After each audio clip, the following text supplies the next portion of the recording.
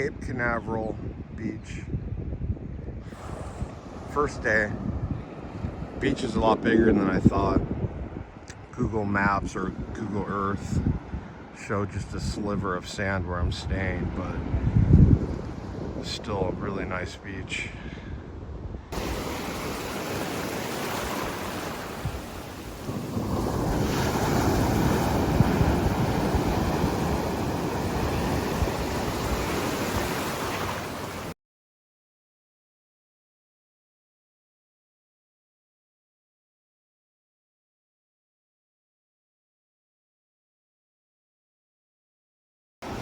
Annalie, I think you're gonna go crazy when I take you here next year. Look at all the shells on the beach. They're everywhere. Everywhere.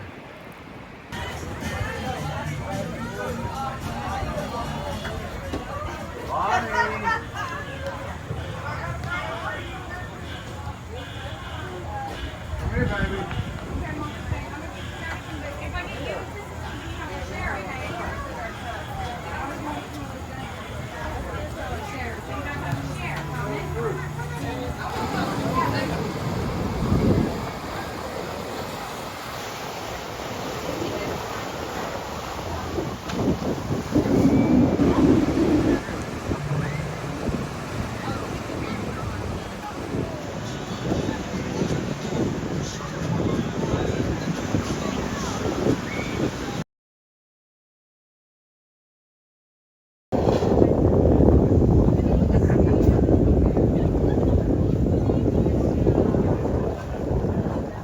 Well, you probably can't hear me very well because it's windy. But look at that, I got a chair totally dialed in right now. And look what I'm looking at. And you have that in your backyard every day. Yeah. Wow, this is one way to get across the beach.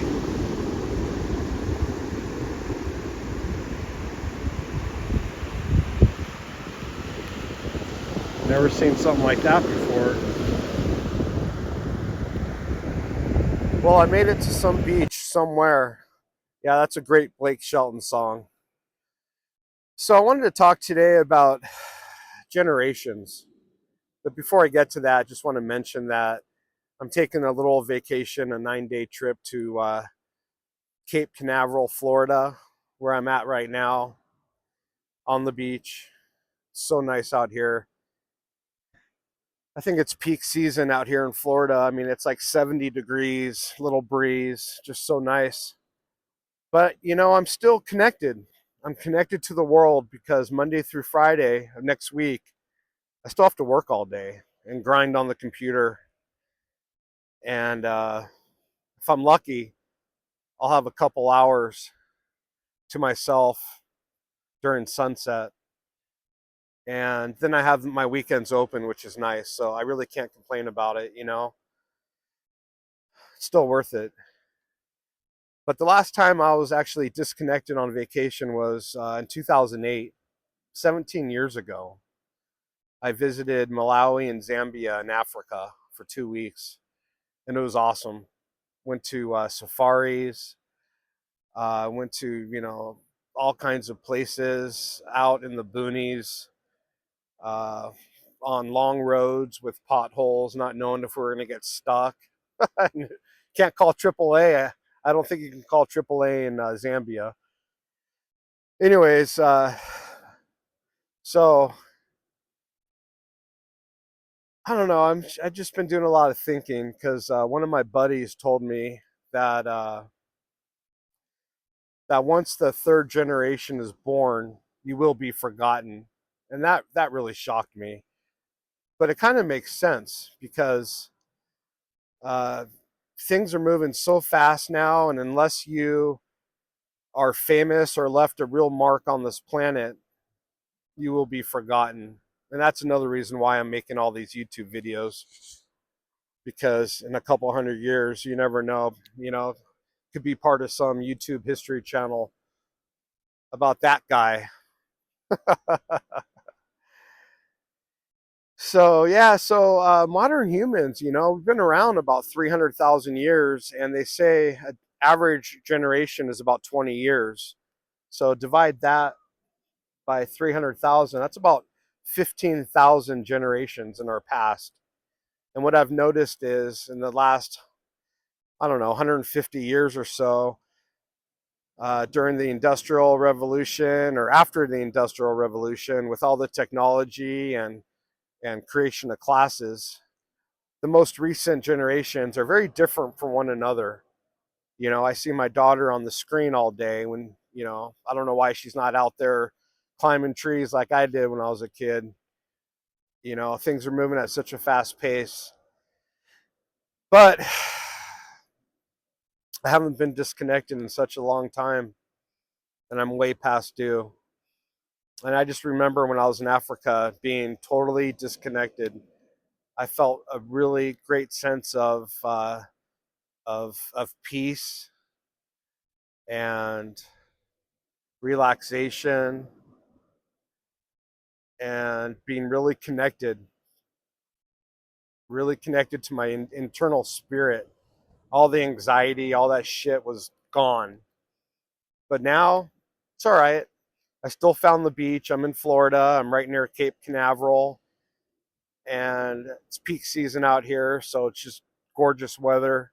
And tomorrow, Sunday, I'm going to go visit the Kennedy Space Center because I love space. I think it's fascinating. I have a video I'm going to make about it later called Speed of Light. Anyways, enjoy this one called Generations. I think it was pretty logical thought process when I wrote it. Makes a lot of sense to me. Don't really know where everybody's going, where the world is going right now, but somehow we will survive and and deal with what's coming, whatever it is. AI, automation, lack of jobs, no more need for blue collar labor or middle class either, because the systems are going to get very powerful, and salesmen, middle class, or I'm sorry, salesmen and the brokers out there will be squeezed even more. Anyways, so I don't really know where we're going as far as AI and automation, but I do know where we came from, at least in my lifetime, from DOS to GUI, graphic user interface, thanks to Bill Gates. And now I'm seeing all this AI technology that is quite frightening. Oh, look at all these shells. I gotta take my daughter here. She'll love it. Where is it? Oh, I can't flip it. Anyways, here.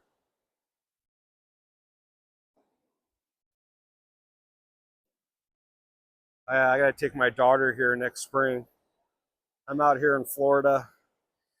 So back to technology. Um, yeah, things are moving at a real rapid pace.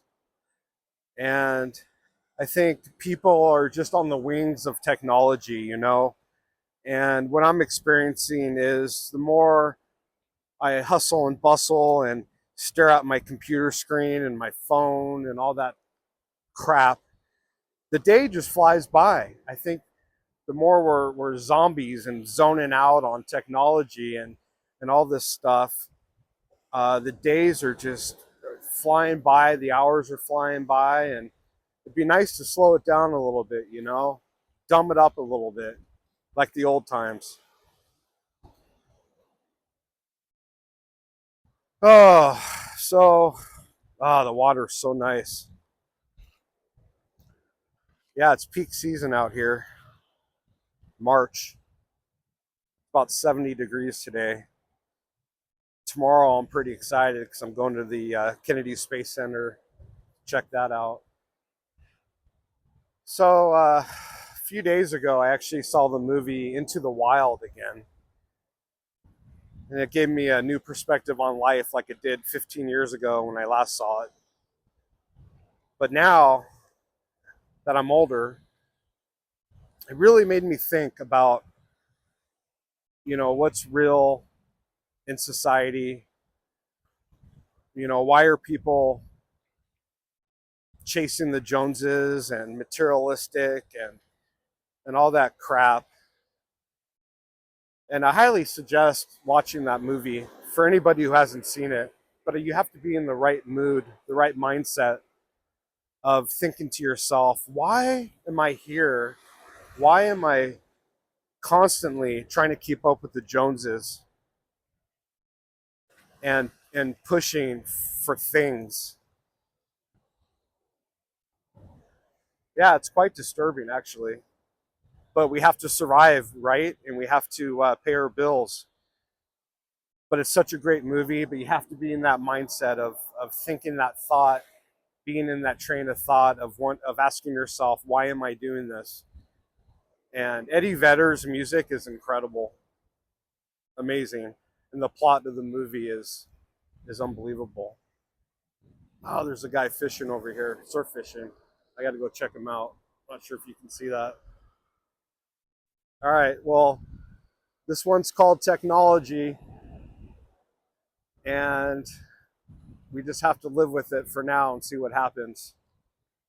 You have to catch on or fail, I guess. I'll see you on the next.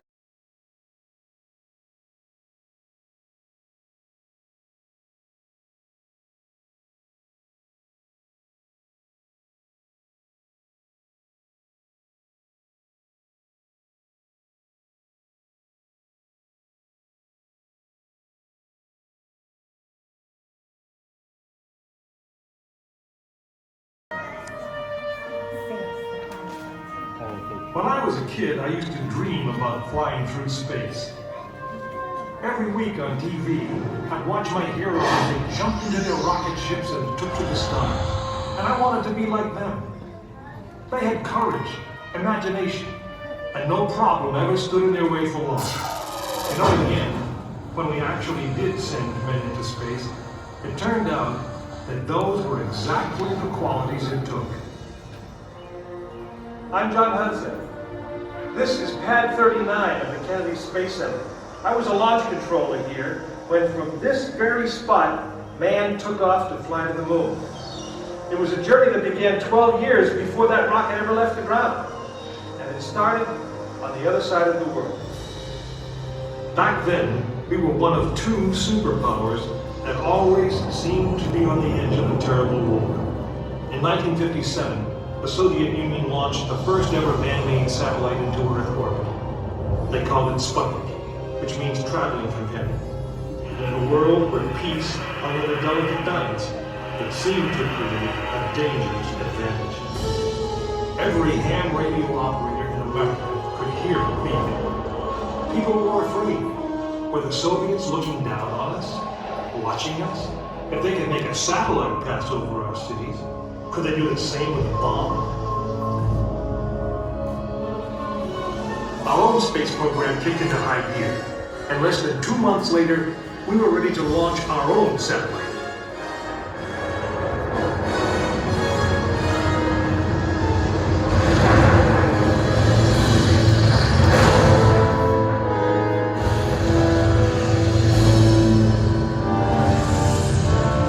It was being called the space race, and we were running a distant second. In 1961, we fell even further behind. Soviet cosmonaut Yuri Gagarin became the first man into space, circling the world in just 89 minutes. We had our own astronauts, and they were eager and ready to take the big ride. But our manned space program couldn't seem to get off the ground. We stuck with it, and on May 5th, 1961, things finally started going right. Astronaut Alan Shepard took his ship Freedom 7 6.5 miles into space. America had its first space hero. Just a few days later, our space program received a new challenge. But this one did not come from the Soviet Union. It came from our young president. In one inspiring moment, he changed the mission from one based in fear of the present to one of hope for the future. But why, some say, the moon? Why choose this as our goal? And they may well ask, why climb the highest mountain? Why 35 years ago, fly the Atlantic? Why does Rice play Texas? We choose to go to the moon. We choose to go to the moon.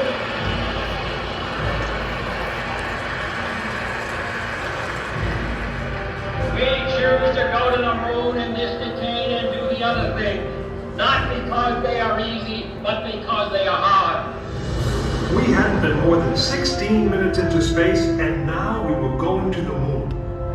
We would have to design a rocket the size of a 36-story office building, put it together with the precision of a microscope, and accelerate it to the speed of a bullet. Then we would have to guide it to a moving target 250,000 miles away. Many people thought it was an impossible dream, but 400,000 of us set about making that dream a reality. It would be the longest, most hazardous voyage that any man had dared to attempt. But step by step, mission by mission, we orbited the Earth, perfecting the skills and technologies we would need on this incredible journey. Our astronauts practiced maneuvering, docking, and the 1,000 other tasks that would comprise the moon mission. We created new alloys, lighter and stronger than anything seen before. We designed a communication system that would be reliable over the vast distances. And behind it all, we tried to perfect the rocket that would be powerful enough to punch out of Earth orbit and take us to the moon.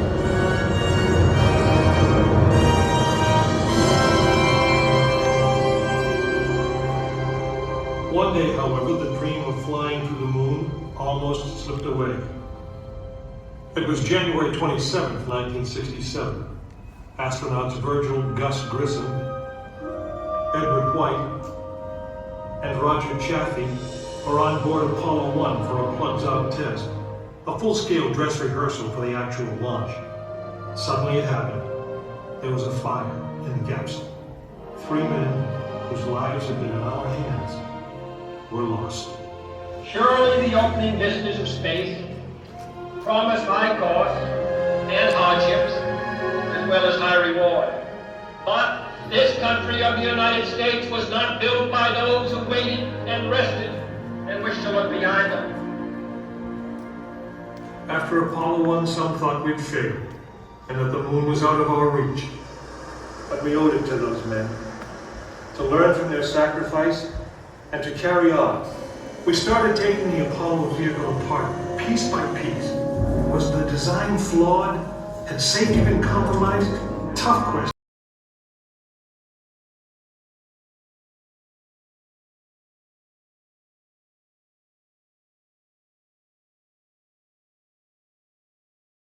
Before the launch of Apollo 8, right here, where it actually happened.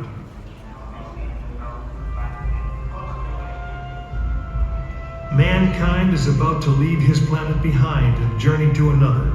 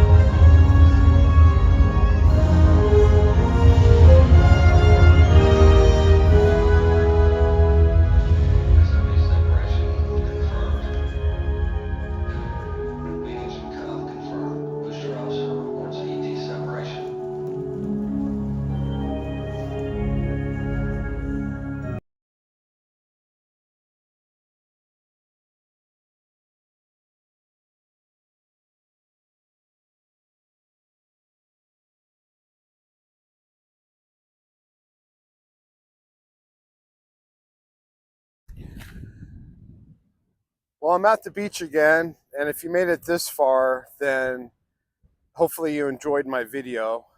Finding the alien footage was a bonus. Yeah, that video is kind of out there. Um, you know, talks about space and what if, what is really out there. What I really was fascinated with is the speed of light. You know, it travels at 671 million miles an hour. And it only takes light 1 second to go around Earth 7.5 times.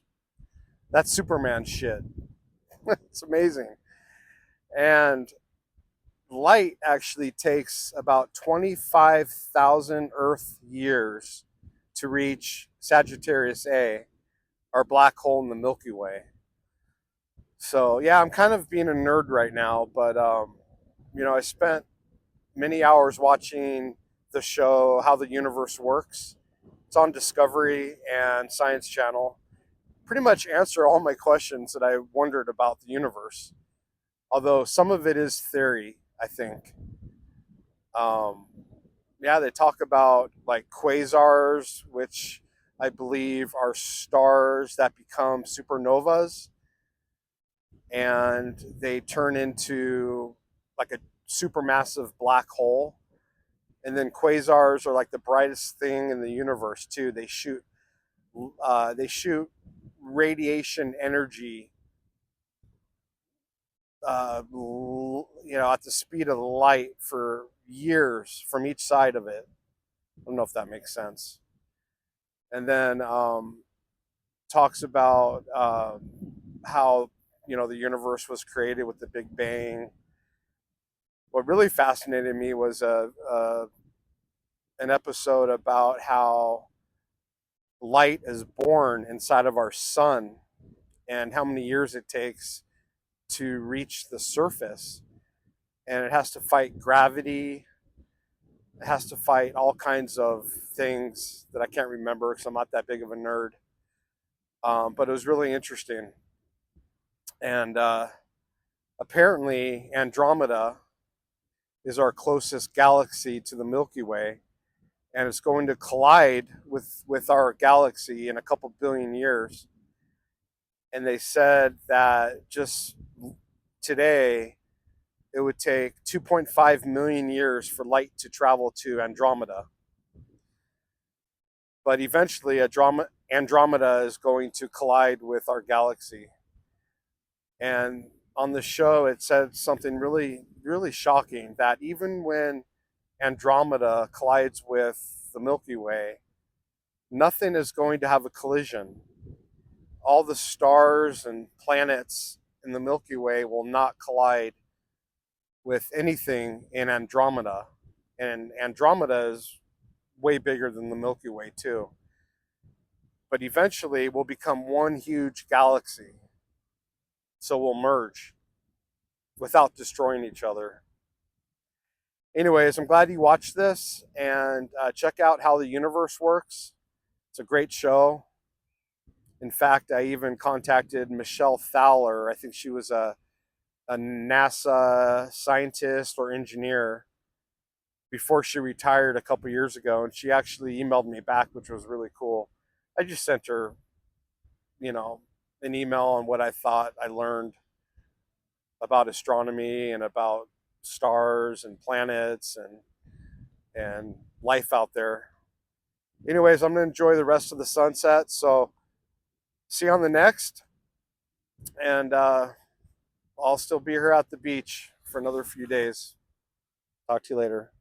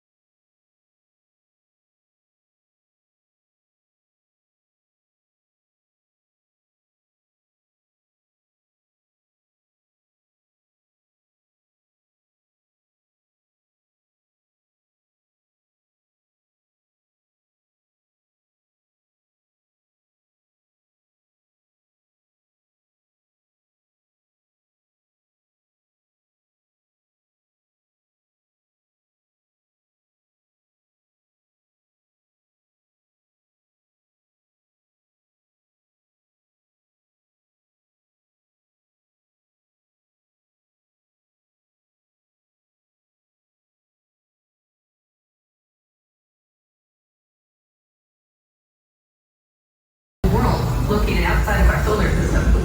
They've been found all across our galaxy, but our destination today, TRAPPIST-1, is home to an impressive 7 alien worlds. Commander, we're built for launch. LB, Helios is go. Confirmed, Helios. You are go for main engine start. 3, 2, 1. Lift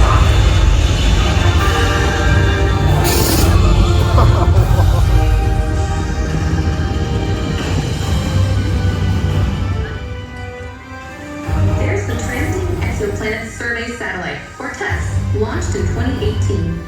Its mission is to search out new systems of exoplanets around distant stars. The universe is full of uncharted worlds. Even our own solar system still has mysteries to be explored, like if there's a massive ninth planet somewhere far beyond Neptune. But here's our course, 40 light years away, towards the constellation Aquarius.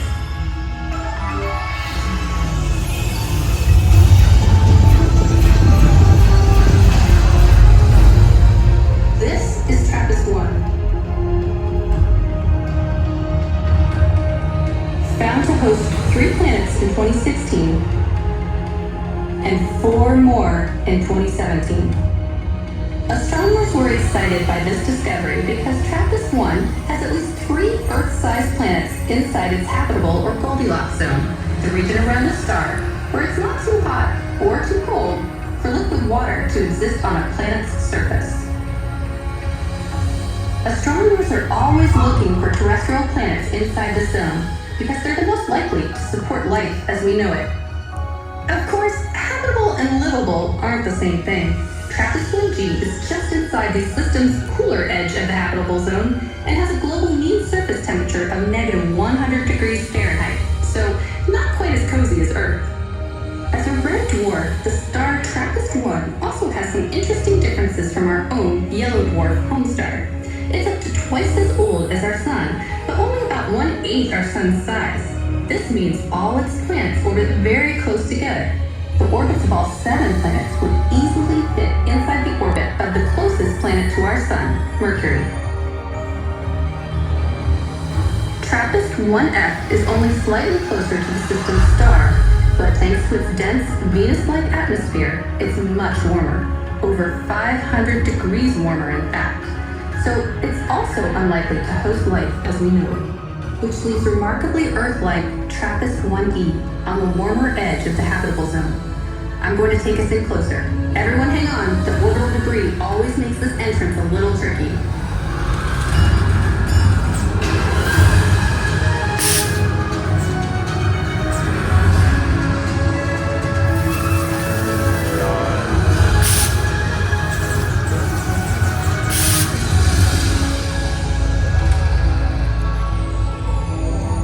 Habitability is a delicate balance, but when it's achieved, it's pretty spectacular.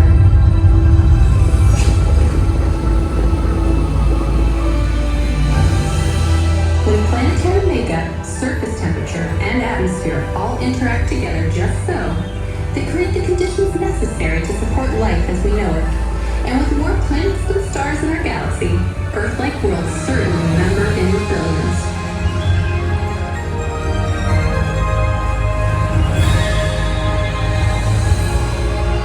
Now let's travel 40 light years back to our solar system for one more planet you just have to see. With countless planets in the Milky Way, it's pretty incredible we get to call this one home. Helios Mission Control. Good to see you. Your approach is free of arriving traffic. Cleared for landing on runway 31. Helios, copy.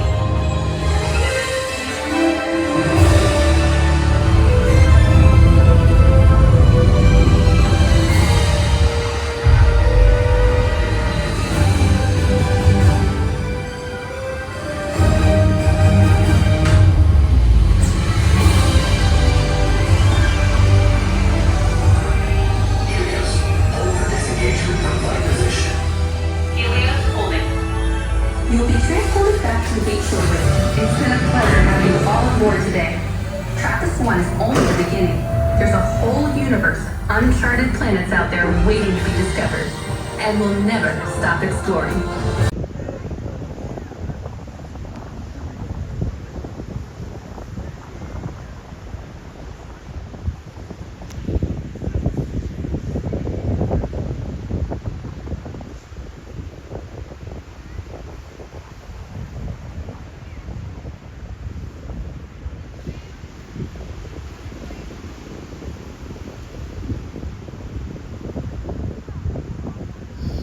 amazing.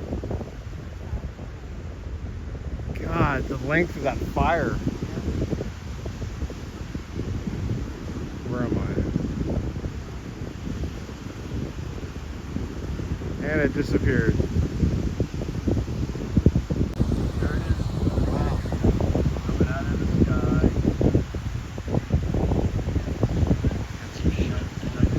There it is. Alright, we're gonna hear a sonic boom.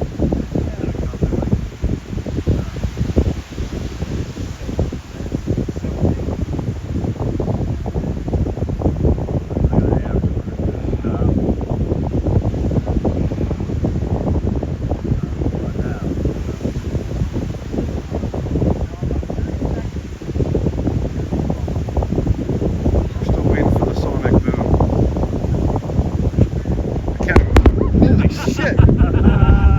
Alright, I'm not from around here. No, that gets everybody. That just scared the shit out of me.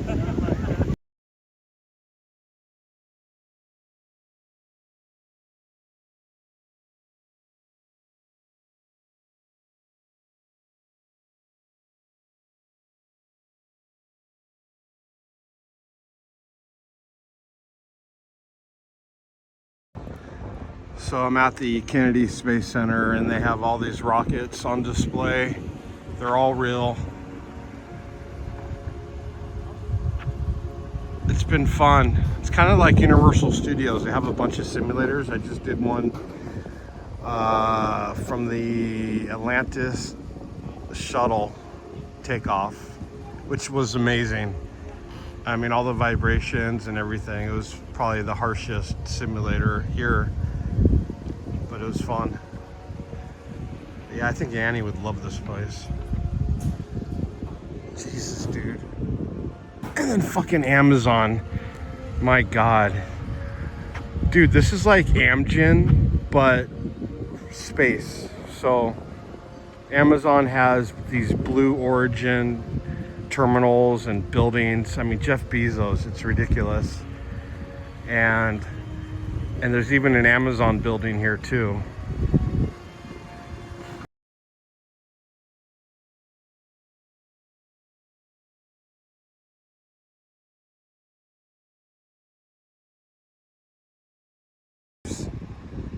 They had these huge pipes on the beach the last 2 days, and now they're gone. Those big brown pipes. It's the craziest thing. Have a good night.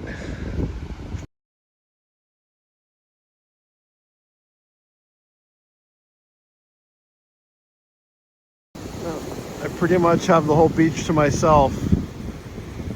It is paradise here, away from all the crowds. So relaxing. Yes, indeed. Just gotta get all the toxins from society out of my belly.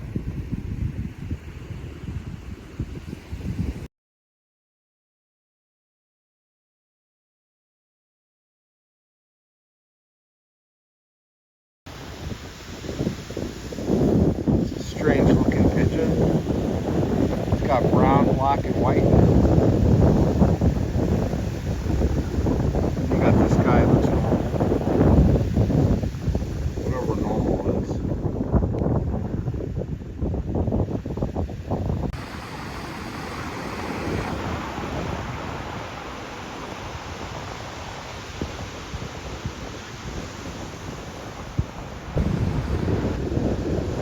This dude is like 65 years old. Look at that. He's just killing it. 65-year-old shredder.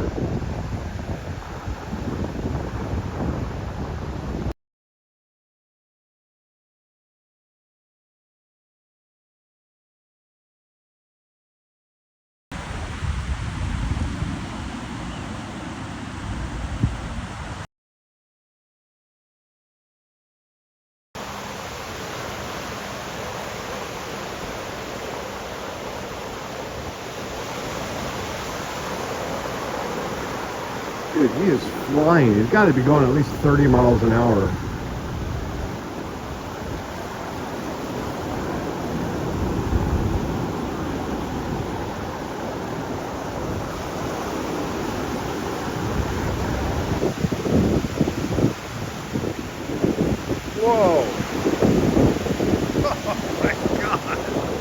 gotta be at least 15 feet. You guys see that?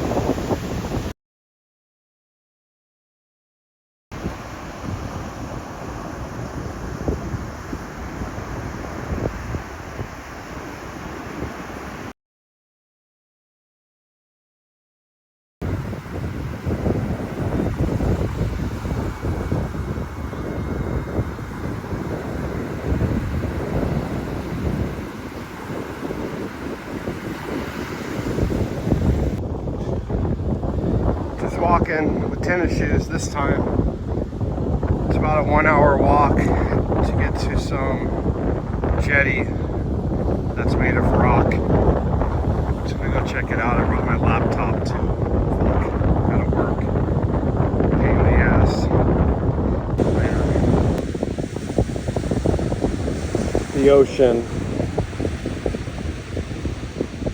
It is magical.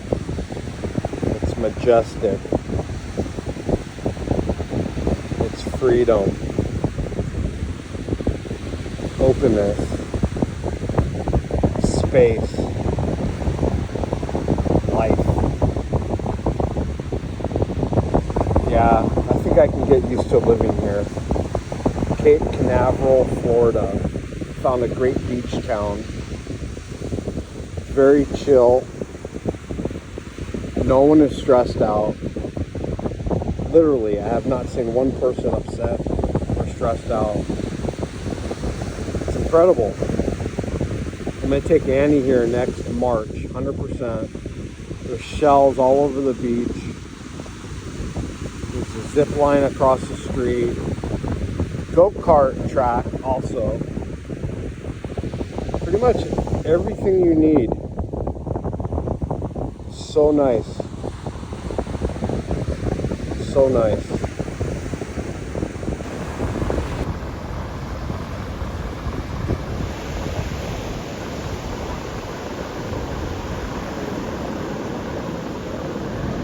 Dude, how fun does that look?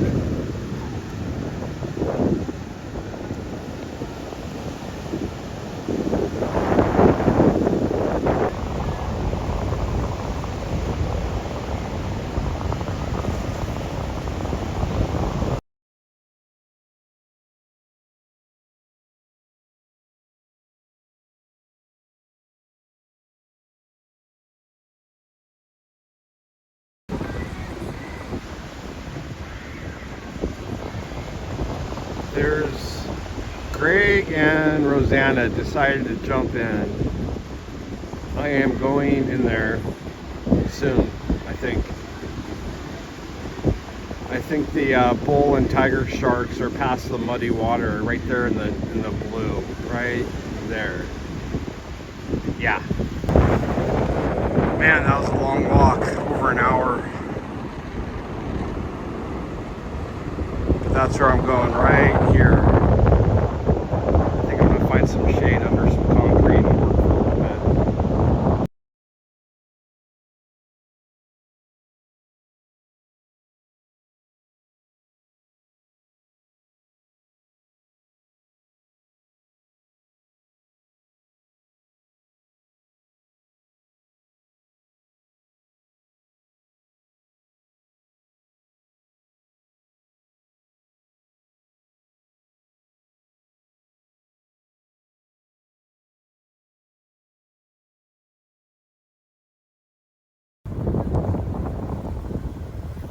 This is considered a small ship. I've seen some almost twice the size.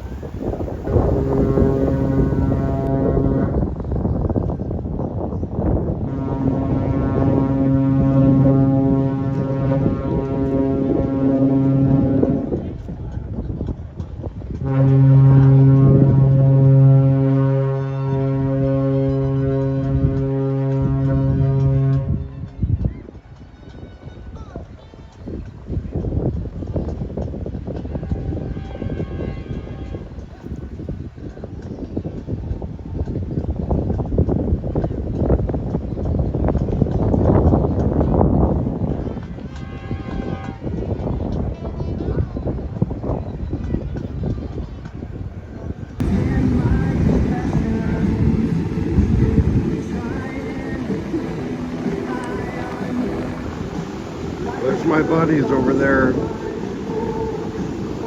That's Ian, Greg, and Rosanna. We've all been hanging out together, which has been fun. Going to their house for dinner tonight.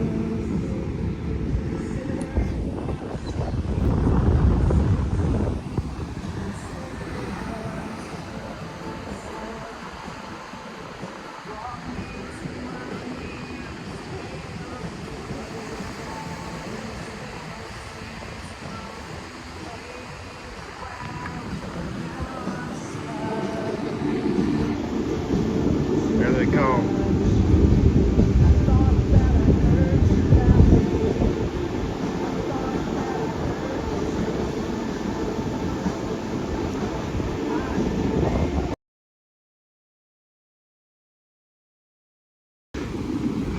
Well, I finally made it to Saturday, the 8th day and the last real day of my trip, because I'm leaving on a flight tomorrow.